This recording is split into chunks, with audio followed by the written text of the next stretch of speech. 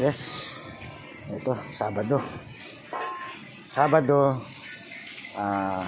October 7, 2023. Ayan, sisipaglinis na. Dahil excited na po silang makauwi. Ayan. Uwi na po si Pili. Pili, uwi na ba? Excited. Ayan. Ano, konting halo, inuubos.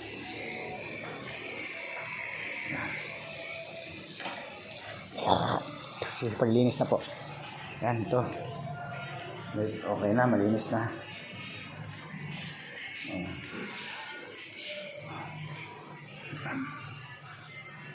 By Monday po, makakabit yung kulang na tiles. Kasi sagad po yan. Ceiling to flooring. Ito po ay glass enclosure para sa shower. Ito po, naka-ready na. Naka-setback na lahat yung sanitary. Yan, sa water closet. Sa lavatory. Yan. Nandiyan po yung sa bidet. Yan. Kompleto na po yan. At konting lang, rembot at matatapos na. Napaka basic lang po, simple kumbaga. Opo, pero nandun pa rin po yung quality ng trabaho. Kaya ayan, dito naman sa pool site natin. Ayan, nakabuhos na yung lahat ng poste. Kung mapapansin nyo na parang naka L type, tapos naka curve. Lahat po ng kanto ay i-curve natin para hindi masyadong matalim ba o mabagsik. Yan. Tapos yung tiles natin pagka lahat ng mga kanto ay papatayin po natin ang kanto, hahasain ng konti para hindi po siya delikado sa mga maliligo. Yan. Yun po yung update ngayong linggong ito.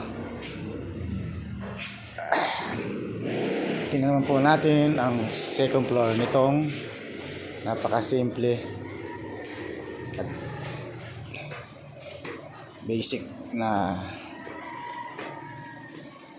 2-story na pinaka rest house lang po ito.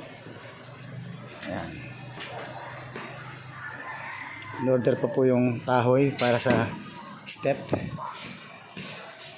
Ito na po yung outcome, o ito yung unti-unti naging outcome dito sa laminated planks para sa flooring. Yan. Yan. Laminated po yan. Laminated mga clients. Yan. Yan po, lalagyan na lang po yung mga gilid ng pwedeng ano lang po yung pinaka parang grout. Yan. Para mag-lock. O, pwede po sealant.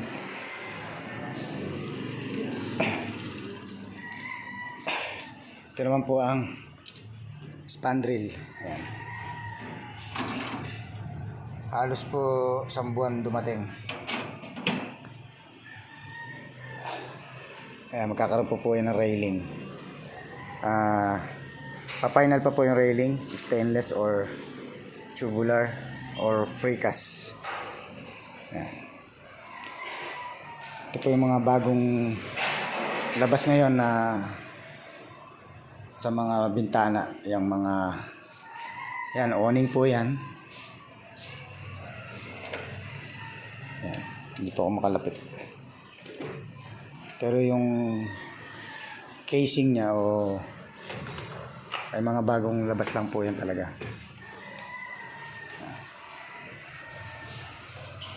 Yan. Medyo konting kebanta lang po. Kaya kasabay po yan sa naubusan tayo ng tiles. Pero Lunes po yan. Meron o next week. Ito po yung private room. Yan. Yan. Yan, konting ano na lang din po. Siyempre yung finishing po talaga medyo pinakamalurit na trabaho o matagal. Yan. Yun po ang ating swimming pool para dito sa rest house. Naka-overlooking talaga. Yan.